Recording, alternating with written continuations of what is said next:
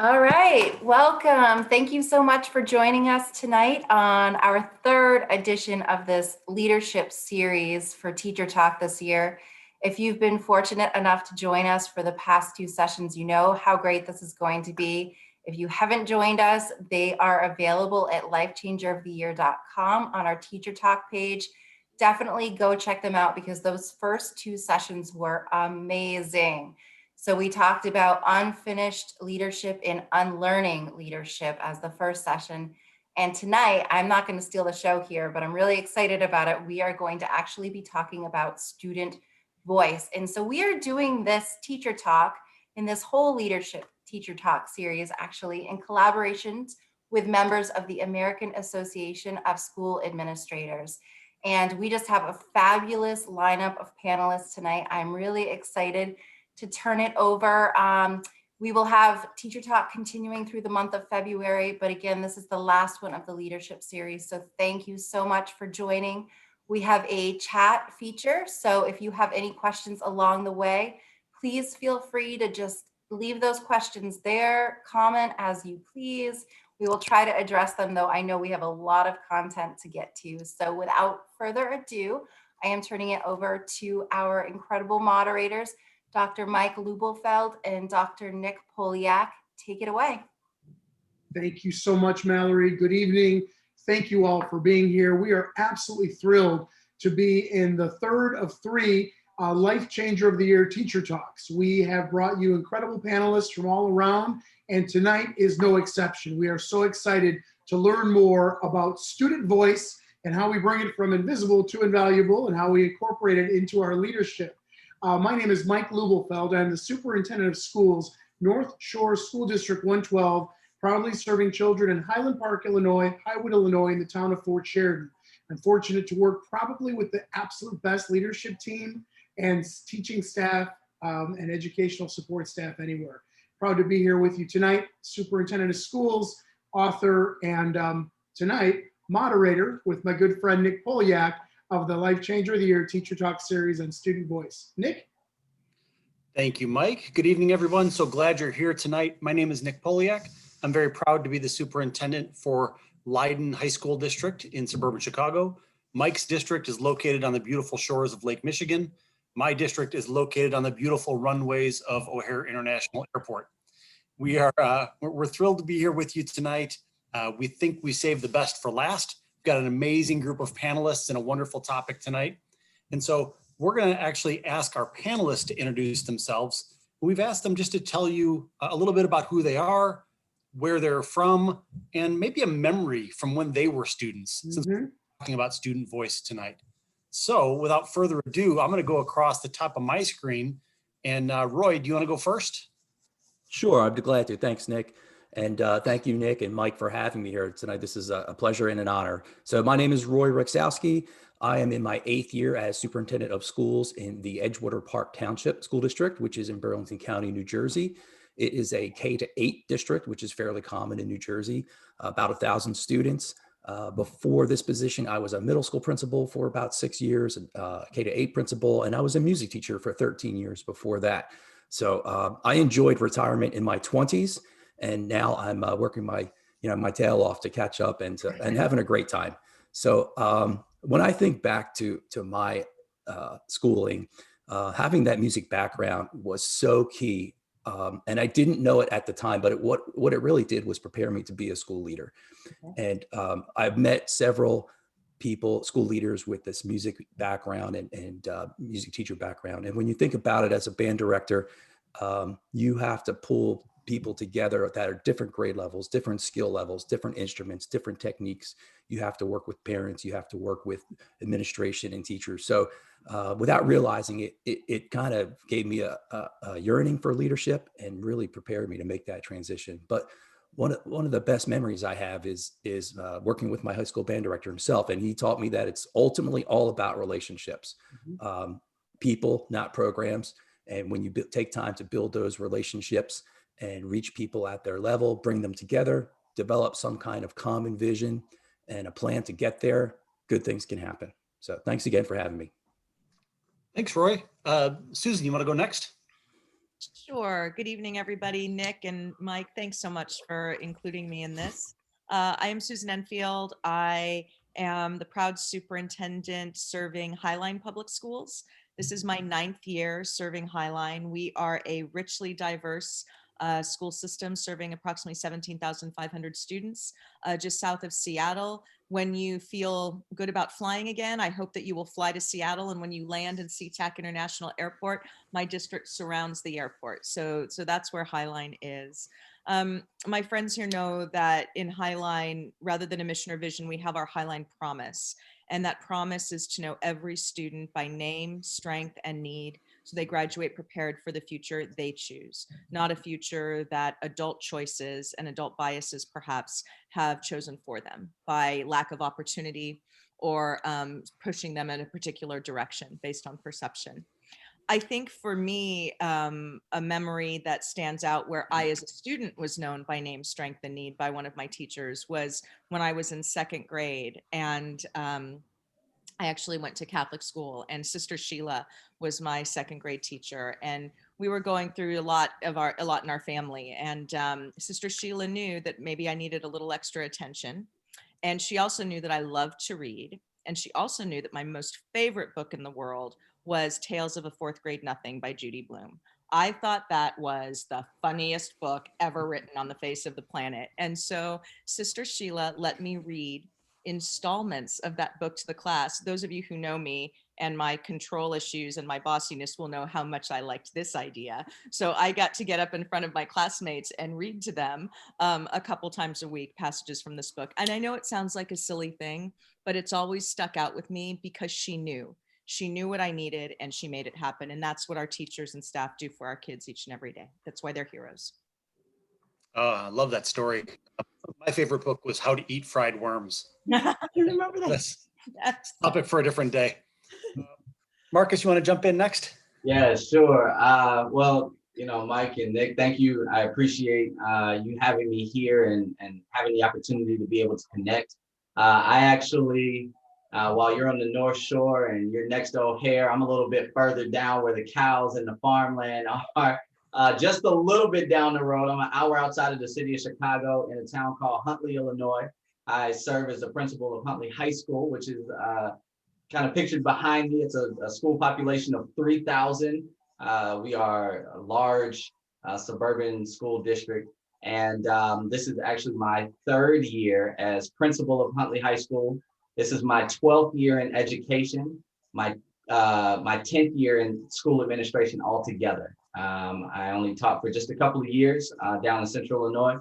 Originally from Chicago, but became a dean at the age of 23 and moved up very quickly. So just scratching the brink of my 30s or in my early 30s. And so I'm just excited, and I'm excited to be able to surround myself around great minds. So it's great to be here with this panelist. And one of the things that I remember most is that of the numerous teachers along my level of moving through Catholic school and private school and so forth, that didn't let me settle. I was very surprisingly, I know some people who have either followed me on Twitter or Instagram know that I'm a man of just a few words, but I have a lot of energy and a lot of excitement and a lot of passion for kids. And I was very quiet in elementary school, and there were some teachers who never let me settle and told me that my voice needed to be heard. And ever since then, my mission and vision, especially being at Huntley High School, but also to being a administrator, is to let the walls permeate with the vision of what our kids see in themselves. And our walls in our building need to be mirrors. Our kids need to walk the halls, be able to see themselves in the curriculum, need to be able to see themselves in the activities and opportunities that they have at the high school, and to make this the greatest 4-year experience that they have as a high schooler so that they can go and attack life. And so that's my mission and vision, and my staff knows that, my families know that, and that's how we're going to carry this forward. So this is a great topic that I'm so passionate about, and I'm excited to be here. So thank you. And we appreciate you being here and outdressing all of us. You look very sharp. It's bow tie Thursday. I love it. Oh, and Chris, how about you? Well, hello, everyone, and thanks for having me. I'm Chris Gilmore, and I'm the superintendent of DC Everest School District, located in central Wisconsin, about 6,000 students. And this is my 18th year as superintendent here, which I know it's hard to believe. And I've been a principal, obviously, a couple different schools. But I think my story is when I moved to actually the community of DC Everest when I was in fourth grade. My first day at fourth grade in a new district happened to be my birthday. And I wasn't super excited. I can still remember I brought Lifesaver lollipops as a treat to share. But my teacher recognized that was an important day and somehow called my mom during the day and connected two girls in my class to come over for birthday cake. And, you know, when you think about teachers, that's such a amazing story. And I've always believed DC Everest is a place of opportunities. It was an incredible opportunity for me. And so as Susan talks about what her mission or promises and everybody else of their district, I feel like our district might be located in central Wisconsin, but kids here have every opportunity every kid anywhere can have. And we can do that for kids. Just a quick note that also makes me think of tonight's topic. No surprise to people who maybe know me, I was the president of the student council at the high school. But the principal at the time, my principal, who eventually was my superintendent when I was a principal, I had all these ideas for school and he really allowed those to happen. Like I thought we should have a dance every month.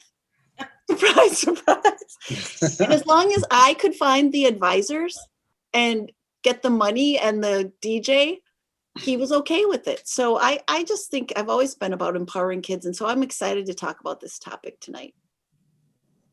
Thanks for having me. No, thank you so much, all of you. And obviously, those of you listening and watching tonight, you've heard that the topic tonight is student voice in leadership. You know, we think about these buildings we go to every day, the beautiful facility behind Marcus there, the school buildings we all go to. But I think we should start with one simple idea, that nobody built those buildings for the adults that work there. Nobody said, we need some really amazing buildings so these adults can have a great place to work. We built these buildings for the kids. And so, you know, Mike and I talk all the time about how unique it is that it's rare that we find places that truly value the student voice in making decisions and in leading in the schools. Mike, let's give just a couple examples to set the tone. Do you want to start talk about voice in your district? Oh my gosh, yes. Well, in District 112, I have to say we are so proud of one of our committees, the Modern Learning Committee. And a couple of years ago, we thought we were creating a committee to talk about instructional technology because we were trying to dust off some of the old binder committees from the years past. And we thought we were going to get some students together, some teachers together, some administrators together, and just talk about instructional pedagogy and technology and making things really neat. Well, the committee took on a life of its own, and everyone said, yeah, that's nice, but that's a little bit limiting. And then we included parents, even a school board member, and organically, what developed was the portrait of a graduate. Many districts around the country have it, and it's awesome and it's cool. There's neat stories. I think what's most empowering about student voice in student leadership in our district is that the parents, teachers, administrators, and board member really empowered these students to break away, break out, and start to lead. We had students from grade 3 to grade 8. We had boys and girls. We had students that were engaged in other activities, students that were very reserved. So we had a whole mix of kids. And really, they drove the portrait of a graduate work. And it was facilitated, and their voice came through. And the portrait of a graduate in District 112 is an aspirational vision of what experiences should be embodied. And it's through the lens of a student with sprinkled in lenses of the adults. And I'm real proud of that. That's one of many examples where we've got student voice and leadership in 112. Awesome. Thanks, Mike. I've been blessed to be a superintendent now for 12 years. And about 5 years ago, I went to the Board of Education and I said, you know, if we were to put our money where our mouth is, why don't we start putting students on our school board? We've got 2 high schools in the district. We have these 7 elected adults who come together every month and make the big decisions. Let's get some kids at the table. And so the board, they listened. We selected 2 kids and we seat them. They receive all the same board packets They're in the same conversations. They're in all the decision making. The only things they don't do are, cast votes or go into closed session if there's sensitive topics. But one day sticks out in my memory. We were talking about a controversial topic, the elimination of valedictorian and salutatorian in class rank. Mm. When you talk about these things in a community and they cling tightly to what they know, to what we've always done. And so we're talking through it. And one of the board members turned to the kids and said, well, what do you think? And they said, my friends and I, we pick our classes based on which is going to get us the highest GPA. And it's a competition. We're not picking classes based on what we're passionate about and we want to take. We're doing it out of competition.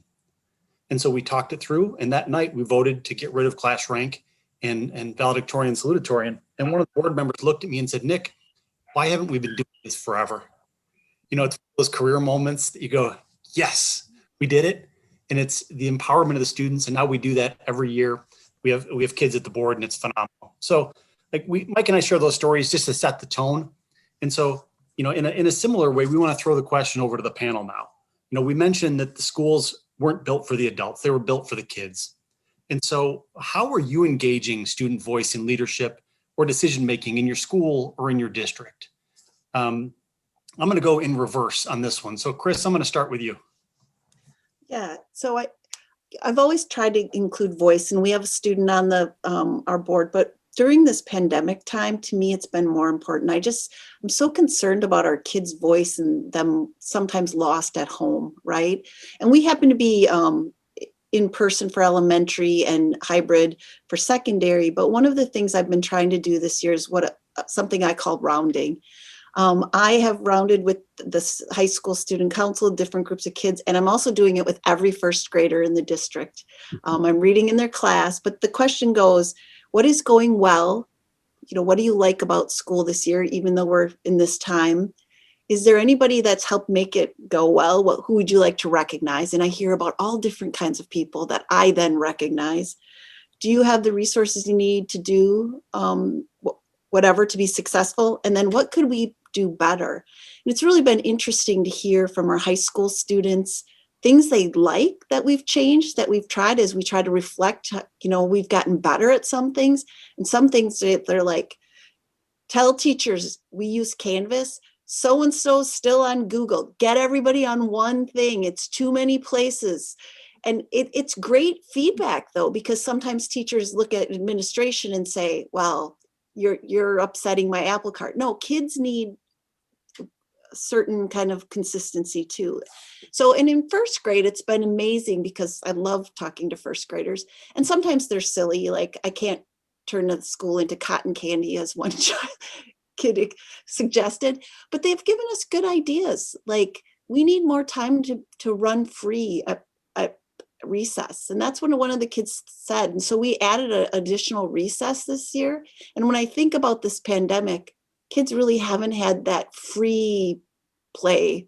And so I think we need to listen to their voices, whether that be first grade or 12th grade. So just a few of the things I'm trying. Very much. Marcus? Yes. So there's a couple of ways where student voice is definitely present in the building, and some ways that we are actually creating. One of them, I have a principal's leadership council that actually has just about 70 students across many demographics, right? Whether it be race, gender, age in school, meaning freshmen through seniors, those that are involved in stuff, those that are completely withdrawn from school, those that are at our alternative school, just to gain some understanding. I typically meet with them once a month, sometimes more, depending on where we are or what we're working on, just to get their voice. And it's usually me, and I invite other administrators to come and listen in, some of my department chairs and my APs to come and listen in to kind of see what's going on and to hear from students, right? And this is a safe space for students to be able to feel comfortable being able to talk about what happened at the board meeting or controversial topics that are coming up or things that we want to do to change the culture of the school. Additionally, we just completed a diversity and equity plan for our district in my first year back in 2018-2019 school year when I came into the district, and we are in the process of developing a framework for affinity groups such as a Black Student Alliance or Gay Straight Alliance to allow our students, based off of race and diversity within our building. As I spoke about, having our kids seeing themselves and reflect in the walls. And while my school and district are predominantly white, we have a very growing population with just a lot, right? Like we grew very quickly from a very small district to a very large district within just a matter of a couple of years. Amazon's getting ready to throw up a plan across just a few miles down the road from what we hear. That's going to bring 1,000 jobs, and we're throwing up houses like crazy. Like you can't get enough wood to build houses. So, when seeing that, and bringing in the voices of students, we want to make sure, or I try to make sure that they're represented in all aspects that will affect them, whether they be on an interview team, whether they be on a principal's leadership council, whether they be on a construction team. We just finished an expansion, and we had students that were there from our fine arts program because it was a fine arts expansion, right? And we want to make sure that the space that they're going to be utilizing and the decisions that we're making for them, that they have voice and are at the table to help make those decisions. Oh, I love all the examples, and it's there, even if even if those kids don't get to actually realize the construction they helped design, younger siblings or the next generation that's coming in, to know that it was designed by kids. That's so cool. Yeah. How about you? Me or Roy? Sorry, I didn't hear you, Nick. Oh, Susan. Oh, couldn't hear you. So I'm going to start with a counter to the question. I think while the intent may have been that schools were built and designed for students, I think it's pretty clear that the reality of that was not the case and has not been the case. And let's be clear too, that our public schools were not built for all children. They were not built to serve all children equitably, so that they would each have an equal share in the promise that public education in this country has always, I think, promised but never delivered on. And so I think that makes the case for why student voice is so incredibly important now. We're at a really, I think, momentous moment in public education in this country. And it's not just about the pandemic, it's about the conversations around race and equity and identity and how our public schools are perpetuating that. And I would argue that we as the adults who are so inculcated by that system perhaps don't have some of the best ideas for how we make those systemic changes, but our young people do. And I think it's really important that, we elevate their voices, to Chris's point, ask a question, you'll get an answer. And they are incredibly, incredibly honest. And, I go back to when I was interviewing for my position here in Highline back in 2012, and it was the finalist interview day, where they put you through the gauntlet of a meeting with everyone and their mother. I think it's a test of stamina as much as it is your skill set as a leader. But one of those meetings was visiting a high school class. And it was one of our high schools here in Highline. The class was 90% young men of color. And I asked them, what does the new superintendent in Highline need to know? And the hands shot up.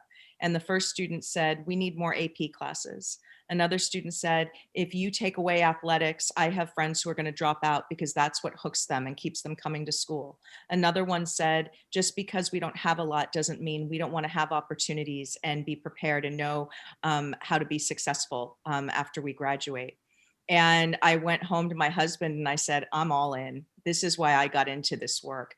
And I actually, after I was offered the job and accepted, I went back a month or two later and told those students that I decided to take this job because of them, and that I would do everything in my power to make good on what they asked me to do. And I've never forgotten that story. And I've never forgotten the fact that it's not the federal and state mandates. It's not the parental pressure. It's not the boutique-y idea of the day that we all try to sort of follow in public education. My mandate comes from our children. They're the ones who dictate, what we need to do. And as I have said many times when people criticize me for going too fast, I say, I'm only going as fast as our kids need me to go, which means I'm never going fast enough.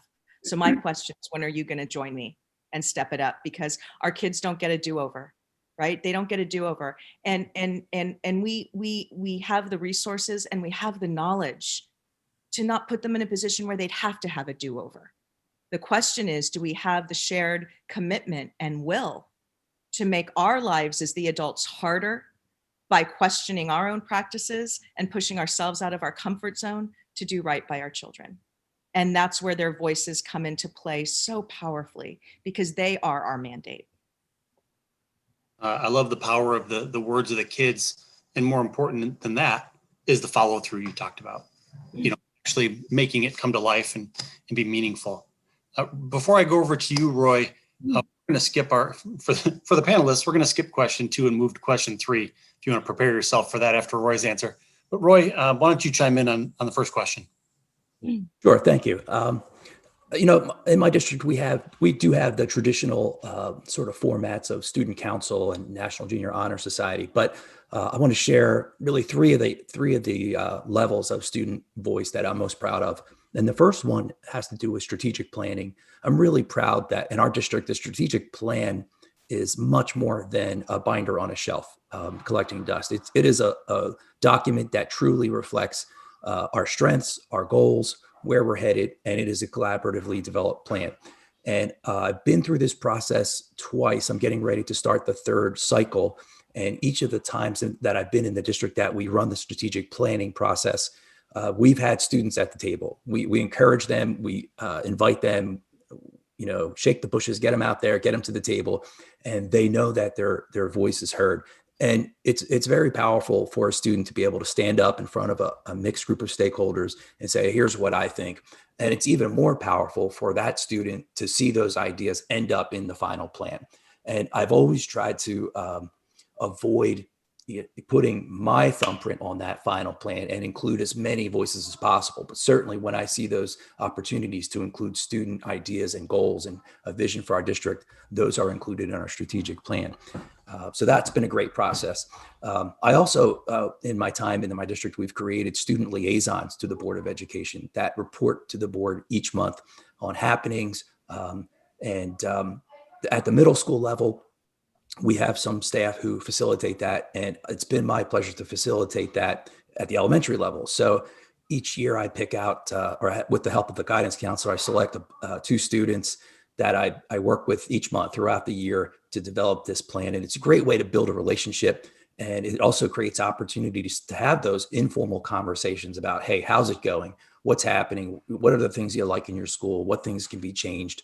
And gives them a chance to shine a little bit each month and get some notoriety that way. And it's been a really successful. My board likes that a lot.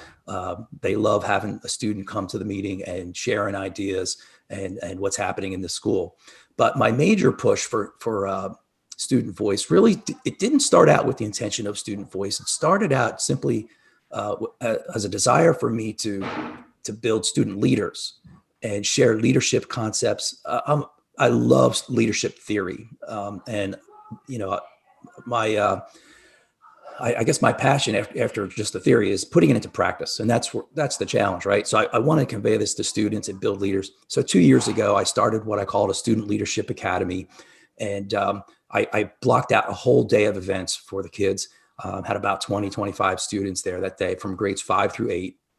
And the whole morning, really, the focus was talking about the book, 7 Habits of Highly Effective Teens, which I thought was a great foundation for leadership. And as I explained to the students, self-management is the core of leadership. You really can't serve as a leader until you're leading yourself and managing your life.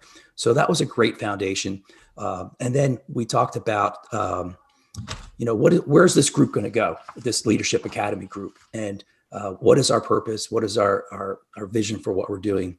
And what I did was I led them through a process of really identifying their why. Why do we have this group?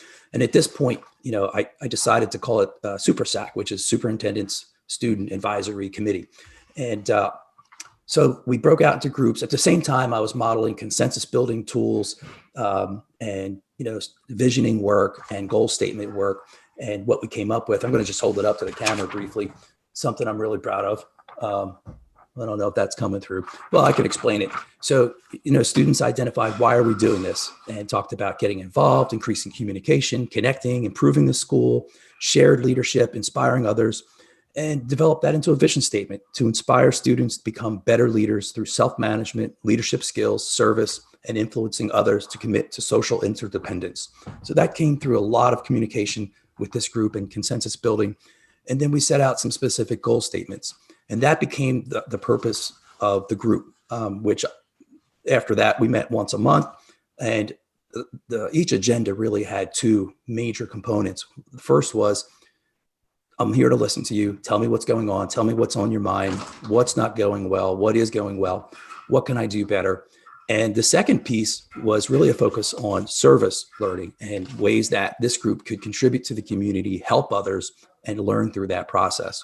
And some really great initiatives came out of that piece right there, where students got involved in hosting senior citizens each year at a social event, any events that were happening in the community hosted by the township. So they were able to, with me, like help the district create these relationships with the township and the senior group. And it just really brought the community together, and they played an important role in that. Thanks. Wow, what a great responses. I've got to tell you, I think it's really neat that we're literally from Washington to New Jersey to Wisconsin to Illinois. I really think it's neat that we're representing all corners of the nation. Thank you. Panelists, we're going to move to question 3. I'm going to start with Chris. In education, we often use the phrase, we need to tell our story or else someone else will tell it for us. How do you create opportunities and how do you create space for your students to tell their stories and the story of your school district? Sure. So, I think we hear that statement a lot, and we have done a lot of work in our district with Joe Sanfilippo. We've had him here about telling our story, really to empower people, because our story is so important. And, we've listened to our kids. Our families really like using Facebook and Twitter, mostly Facebook, but our kids do not care about Facebook, right? So our students are running their own Instagram pages for our district because they're more interested. We've tried Snapchat a little bit, but really have fallen on more of the Instagram. But the other piece is really helping kids reach out to our media themselves. So we have a group at our high school. It's called DCE We Are One, really working around against racism and how we are one as a community. So they are doing community circles. They've worked with Wisconsin Institute in Public Policy, telling their story of what it's been like to be a teen during this last year. And so I just think it's really about empowering our community, because sometimes our community has a mind of, oh, teens, it's the teen I saw that did this, when really our teens and our kids do so much more. About a year ago, we just took, we said to our staff, we said, if you know of kids who have done any kind of volunteering or community service, let us know. And they sent it to us. It was like 20-page document of information. And then we just made huge banners and we asked local stores to hang them. And they said, did you know DC Everest kids donated 1,000 hours raking lawns? Did you know? And we put them out there because I don't think people always know what our kids do.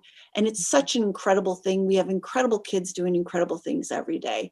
And so I think we need to shout that from the mountains versus the one kid who gets in trouble for making a bad choice. Like across the parking lot is our high school. I'm telling you, kids are making bad choices every day. So are adults. It's what we do with those choices, right? If they're not making mistakes over there, we're doing something wrong. We're in the business of mistakes, but kids also do great things. And so let's not just point out the mistakes, let's point out the great things. Chris, thank you very much. Marcus, we'd love to hear your perspective on this. How are you giving students the space and opportunity to tell your story?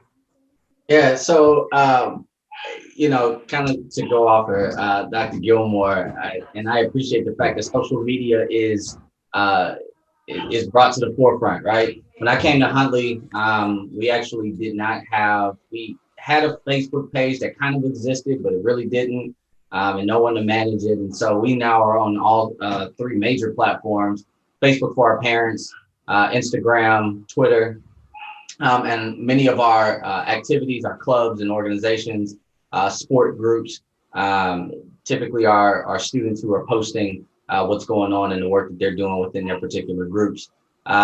If you follow Huntley High School at Huntley HS on Twitter or Huntley Raiders on Instagram, you will see the story of Huntley High School. We post as much as possible. When the pandemic started and just trying to figure out ways to keep kids connected to school, I would hop on Instagram lives, usually on Wednesdays in the evenings, right about 6:30, 7 o'clock, when I know people were like, okay, we're done eating. Like, what's next? We're getting ready to play a board game. This was back when the pandemic like completely shut us down. We're like, okay, what do we do? Like, we eat together, we eat as a family. And so I would bring kids on, and it was unscripted and just random, of just allowing students to talk about kind of what's going on, how are they making it through, and how are they connecting with each other. But also too, when we would have events and things of that nature, just going live, just picking up a phone and just going live saying, hey, we're here. This is what we're doing. This is what's going on. This is what our students are doing within the community, and allowing our students to be able to have that voice. We also too have The Voice, which is our school newspaper, which has won a ton of awards just for the work that they do, and it's absolutely awesome. And it's in when it comes to student voice and their freedom to be able to kind of cover stories and share their work, they do a very great job, and under the leadership of their teachers, are given a platform where they become the editors and the writers and the storytellers, as well as with our yearbook and our TV production studio, putting out our newscast that we stream on social media and make it available for our community to see. So many of these platforms have won just many awards, and it's all really due to the kids being able to tell the story of what goes on in the walls of Huntley High School. So it's great work, and shout out to them. Thank you, Marcus. Roy, tell us how you've got students amplifying the voice, and what opportunities and space you're getting them. Only if you're unmuted. I know this is everything. Sorry. Pandemic. Roy, every day I got a new cup. Oh, I love that. You know what? Yeah, that's my story. I love it. Thank you. Well, I mentioned a few pieces already, in terms of the student liaisons. We have a very active and prolific student newspaper where students interview teachers, write stories about current events, write about things that are happening. And earlier I mentioned the service learning, and I can't take credit for this one. This was not my baby, but one of the most successful service learning projects that I've seen, one of our 5th grade teachers took the helms of this and did a book study with her students called Water for South Sudan, and really raised awareness among the students and the staff about the needs in that part of the country, and started many fundraisers, and raised actually over $26,000. They've already had one well drilled, and another one is coming soon. And we've got a lot of publicity on this project. And so, part of my role there, I think, is building those relationships with local media.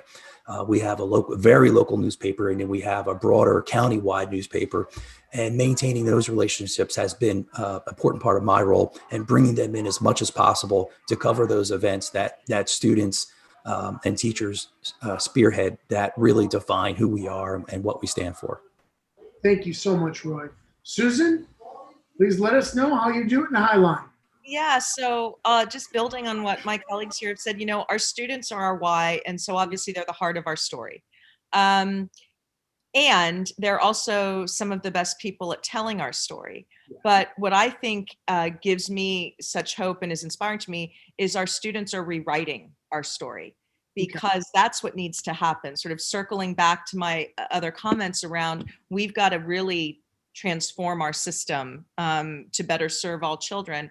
And so one of our high school students, and sadly, it was in response to a number of shootings in our school community a couple of years ago. And one of my high school students was she and a couple of her friends came to me and said, we want to start this Burien Youth Council. Burien is the city that our central office is in. We want to start a Burien Youth Council to really bring young people together and, start tackling the issues that we think are impacting our community. And they wanted my advice on how to get going and support, but it's not a district affiliated group. They are completely independent. And since then, in addition to taking on issues like school violence, they've also done voter awareness and voter registration and they've actually held candidate forums so that young people can actually get to know people running for city council and those sort of things. But this is one of the latest efforts that I love, and this is on their Instagram account. And it says that they're calling it the Burien Youth Council Equity Planning Committee. And it says, if you are a high school student or recent graduate in the Highline School District, join the student-led Equity Planning Committee. We will be working together to demand an equitable environment for students in Highline Public Schools. If you want to see change, come join us. And I actually had an adult in the community email me very upset about this and what was the district going to do about it. And I said, well, actually nothing, because it's not for the district to do anything about it. These young people are making their voices heard on their own time and in their own way.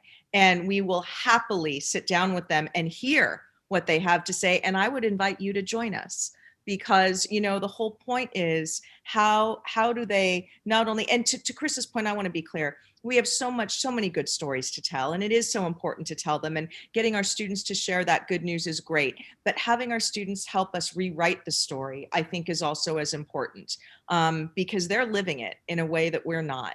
And we need to hear that. And it's hard to hear sometimes, I think, as we all know. It's not all hearts and puppy kisses in our districts for every young person. And it's the students who are furthest away from educational justice, who are least connected to their schools often, that we need to hear from the most to improve our systems. Thank all four of you. I think Nick's going to tell you, Susan just led us into question 4. So Nick, I'm going to pass the baton over to you, but that was a great starting point and really powerful content from you all. Yeah, thanks, Mike. It was actually my turn to talk, if you don't mind. But that was a wonderful segue, Susan, into our next question. And I think all of you have touched upon equity and inclusion in your comments so far. But I'd love for you to take 2 or 3 minutes each, and how can we really go after the direct student voice to help us with issues of equity and inclusion in our schools and in our districts? So, Susan, why don't we go back and start with you, and then we'll go to Roy next. Yeah, and I think I don't know Roy and Marcus as well as I know Mike and Nick and Chris, but given that you're here at Mike and Nick's invitation, I think it's safe to say that you don't shy away from hearing what you need to hear versus what you want to hear. And I think especially when it comes to issues of equity inclusion, especially racial equity, it is important that we listen to our students with an open heart and an open mind, and provide them with multiple forums to share, and to really listen, and then to think about how can we turn some of their experiences into change within our school system. And, I was talking with a colleague earlier today in a nearby district who said that she was meeting with her student, like you, we all have student advisory councils and things, and she was meeting with hers, and she asked how many of them felt that their teachers really sort of knew them and were serving, and they felt connected. And she was surprised that 85% of them said they did. And that was a higher number than she was used to hearing from her high school kids. And so she probed and she said, why? And she said, because they're now in our homes. Our families are watching what they're doing. And I'm being treated differently now by some of my teachers, because all of a sudden it's not behind a closed door anymore. I mean, think about that for a minute, right? So I think that we have now entered an era in public education where we are all on full display, right? Warts and all. And so what better time to embrace it and, and say, okay, here's what we need to do differently. And so, for many of our students, it was they who, pushed us to change our discipline practices, and to move away from a more punitive model to a more restorative justice model. But really letting kids weigh in on the real policy decisions, but mostly just listening to their experiences, because I can tell you that as superintendents, our voices will not carry the day with our staff in the way that our students and families' voices will. So at every opportunity, we need to find a way to elevate that and amplify it so that it can lead to really permanent and systemic change. Susan, that story about kids' perception of teachers treating them differently because of the reality we're in, that's powerful. It's disturbing. Hopefully it's a wake-up call for all of us to think about. So thank you for sharing. I want to be clear that I'm not sharing that in any way to denigrate our teachers. Our teachers are doing heroic work. We'll all agree with that. But, I think it's also fair to say that for when you're teaching a very diverse student body, as we have here in Highline, it's probably fair to say that there are times where that level of understanding, respect, and empathy is not as apparent to our children when their teachers don't look like them. And it's easier to not challenge ourselves to do better if nobody is seeing us and challenging us to do better. And not in a way that you're in trouble, but in a way, let's use this as an opportunity to improve, right? Thank you. Well said. Okay, Roy. So briefly, I'll just add this piece. Each year, we ask all of our students in grades 3 through 8 to complete a student survey that focuses on climate, and it's really based on the work that Beth Dahl had done on resilient classrooms. And we modified those surveys to sort of fit our district more uniquely. And many of those questions do focus on, how are you relating to others? How do you fit in? How do you feel you're perceived by others? So that's sort of a data-driven way that each year we track and we make some decisions and steer some of our conversations that we have with students throughout the year, whether that's with principals or our child study team or grade level meetings and so forth. So that's been really interesting. I'm really lucky. I have a school psychologist who's really passionate about that work and takes the lead on that. And of course, he's an expert in that area. So he's able to sort of really, dig into that. He's also our anti-bullying specialist for the district. So that's a natural fit. And along those lines, one of the things I'm most proud of from the New Jersey Department of Ed is the approach that as a state that we have taken to addressing harassment, intimidation, and bullying issues. If you're not familiar, we have a statewide sort of method or set of protocols that are checklist driven, very clear on communication and actions. And I think it's fantastic. So the fact that this set of protocols and these methods present opportunities for students to bring concerns, be open and honest, that makes them comfortable to be open and honest with administrators and guidance counselors on what's happening, and gives us as administrators and staff really important information to help make things better for our students. Thanks, Roy. I mean, it's great to hear from the elementary level specific. Marcus, you want to take it to the high school level? Yeah, absolutely. It's equity and inclusion, educational equity. I mean, these are words that have come to the forefront just from a political perspective, from our last just few years of life, and especially now, just even with the pandemic and how people have seen the educational gaps that have been created, right? I grew up in the city of Chicago, and and I'm looking at CPS going through some of the struggles that they're going through with their teachers union in terms of just getting kids back in the building and so forth. Like, we are creating some great divide against what kids have access to, and knowing that we have the ability to kind of guide and direct that, right? And I've had kids like Susan, I would love to come out to highlight. I just want to be a fly on the wall in the district, right? If I had seen a tweet posted like that, from students to be able to want to engage civically and really look at equity and really have a voice in this, that again is going to start some conversation. And we have to get into a mindset where, and I tell my staff this all the time, especially because I'm a Black administrator. I'm the first Black administrator in our district, and our district has done some great work, and I'm super empowered by the work that is happening, especially with our diversity and equity plan and really moving forward. But we've talked about this, and we've gotten down in the dirt of, whether it's doing book studies and just having some open conversation.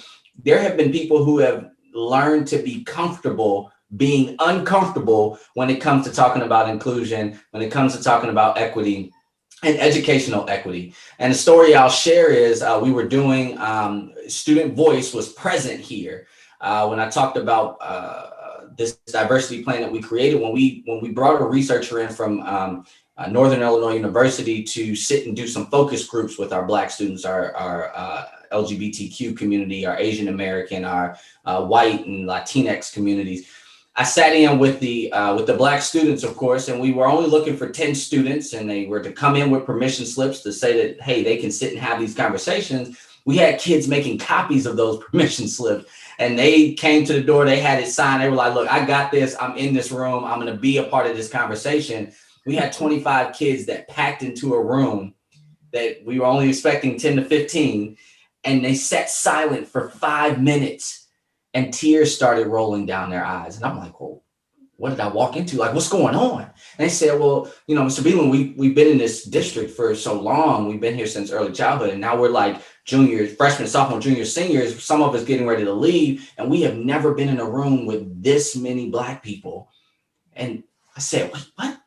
Right. And so we had these conversations and they had these experiences, and I learned so much about my staff and how much my staff was ready to engage. They just didn't know how. And we empowered our students to just go out and say, you know what?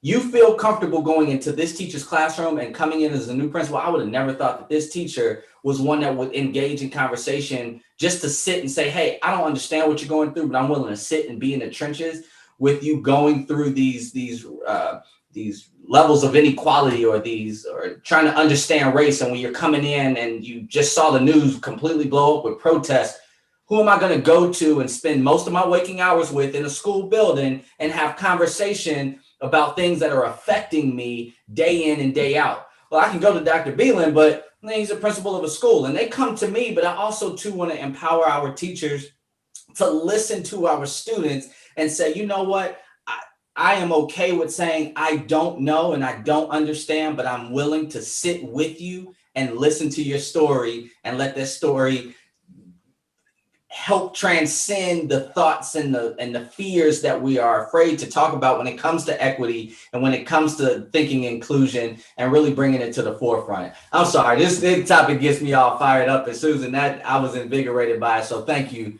Open invitation, Marcus, to visit Highline anytime. Hey, flight tickets are real cheap right about now. Don't push me.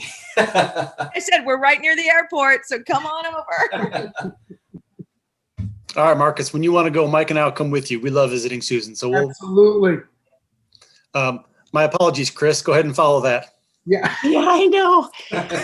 So maybe I'll take a different avenue. So I loved what Marcus said earlier about the mirror piece at school. Recently, I received a picture from some class I had read in, and it was a student. We have a large Hmong population here, and a little girl had drawn me, but she drew me Hmong. And it reminds me so much, and I keep it up in my office because we do want opportunities for our kids' voice to be heard in so many different ways. And one of the ways I've been trying, and I promote our staff to think about, is don't just do it at school, but do it where our kids are, right? So as a superintendent, you go to games, you go to, the play, you go to the musical.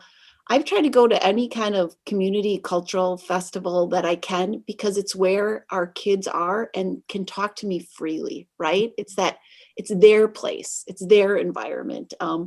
And sometimes that's uncomfortable. I think I shared this with Susan. I did a dance contest where they asked me to raise money, and I learned a traditional Hmong dance, and it's the most nervous I've ever been about something. But the families that have contacted me since that I was willing to do something outside of my comfort zone. And that's just a silly small example, but our kids need us to see us doing those. Yeah. We expect them to fit into our comfort zone. Why don't we get out of it and get into their comfort zone once in a while? And so I think, things are a little different right now, but I would push everyone to do that once in a while, because I think we forget, especially as the big people who make the decisions. We have to be uncomfortable when people are mad, but how often do we walk in a room and not know anybody and have to be the uncomfortable one? Sure. Not very often. So that's a very small thing, but I do think if we want to mirror and make change, it starts with us. I did a haka dance with our high school football team when I first got to Highline. It's a traditional, we have a significant Pacific Islander population from Samoa and other places. That was, thankfully, nobody got it on film. But mine is on film. It goes, yeah, I know yours is on. I was fortunate. 15,000 Facebook views is. So. Right. I have to tell you, this, you four are life changers, and your panelists, colleagues from earlier this month are life changers. We're proud of National Life Group, the Life Changer of the Year award. We encourage our listeners live and post live via video to really follow these four incredible leaders on multiple social media networks and media. The 230 plus folks who registered for tonight's webinar will get an email with the video link. Nick and I are completely grateful to Roy and Marcus and Susan and Christine for joining us tonight, for coming here this evening, for really inspiring us. I mean, I am pumped up, really, really empowered. And I know that we can bring student voice into leadership in every school in our nation, in every district in our nation, and it's because of work of these four leaders, the teachers that we all serve with, and programs like the Life Changer of the Year. So, Nick, it's all yours, but I'm just grateful to all of you. Fastest hour of my week. I can't believe how quickly that went. I have the distinct honor to say that one of our employees in my school district won a Life Changer of the Year award a few years back. If you've never nominated anyone, those of you on the panel, those of you at home, shame on you. You have people doing amazing things. Take the time to nominate them, and it will change that person's day, week, month, year, lifetime to get this kind of recognition. And so, like Mike said, thank you for being here. We got to talk about student voice. Don't forget your faculty voice, your parents' voice, your community's voice. All of our stakeholders belong at the table with us. And, this was just amazing to see so many worlds collide and bring our friends together. So thank you for taking the time. Thanks for being here, and good luck as we hopefully work our way out of this pandemic in the months ahead. So thanks, everybody. Have a wonderful, wonderful evening. Thank you so much. Thank you. See you.